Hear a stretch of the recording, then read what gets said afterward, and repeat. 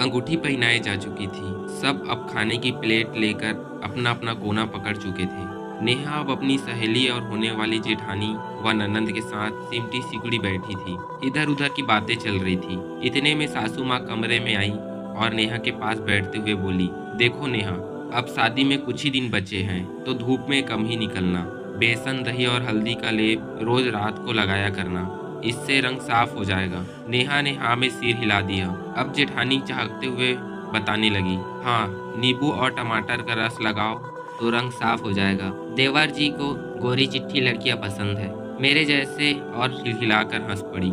फिर माहौल हल्का हो गया। खैर, धीरे धीरे करके शादी के दिन नजदीक आने लगे।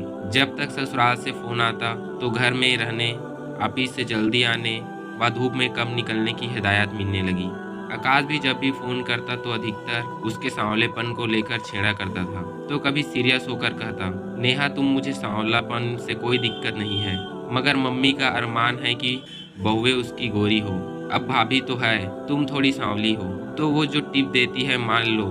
आखिर खूबसूरत तो तुम दिखती ही हो। नेहा जवाब देना तो चाहती थी, मगर मम्मी की हिदायत की वजह से चुप रहती थी। अपनी चिड़ी मम्मी पर निकालती थी तो मम्मी कहती, अरे इतना बड़े घर का रिश्ता हो रहा है सिर्फ इसलिए कि तू बैंक में नौकरी करने लगी, वरना एक साधारण मास्टर जी की बेटी की शादी कभी हो पाती वहाँ।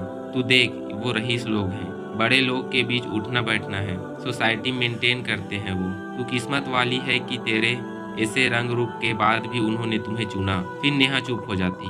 उसे भी लगता कि मम्मी सच ही तो कह रही है। सोचती कि बदलते वक्त के साथ साथ ठीक हो जाएगा। लेकिन जैसे जैसे दिन नजदीक आने लगे, सासू माँ और आकाश का प्रेशर बढ़ने लगा। नेहा ये सब इग्नोर करना चाहती थी मगर कर नहीं पाती। फिर खुद के अंदर ही अंदर चिढ़ने लगी। जो रंग खिलना चाहिए था वो बटन लगने लगा और मुरझाने लगा। शादी के एक हफ्ता पहले आकाश का जन्मदिन था। आकाश ने पार्टी में नेहा को बुलाया था। सासू माँ ने पहले ही फोन कर समझा दिया था कि पार्लर होते हुए पार्टी में आए। माँ ने भी भाई के साथ पार्लर भेज दिया। नेहा जब पार्टी में भाई के साथ पहुंची तो उसने देखा कि सासू माँ लाल पीले होने लगी। बड़ी बहू को बुलाकर इंस्ट्रक्शन दिया कि ये ला इसे बाथरूम में और अपने मेकअप से तैयार कर दो, मगर नेहा नहीं गई, वह वहीं खड़ी रही। सासू माँ ने तलवे का गुस्सा सिर पर चढ़ गया। लगभग धक्का देते हुए नेहा को बोली, न रंग है न रूप है, फिर तुम्हें घमंड किस बात का है? हमने अपने से नीचे घर से रिश्ता जोड़कर गलती कर दी। इतने में आकाश भी वहां आ गया।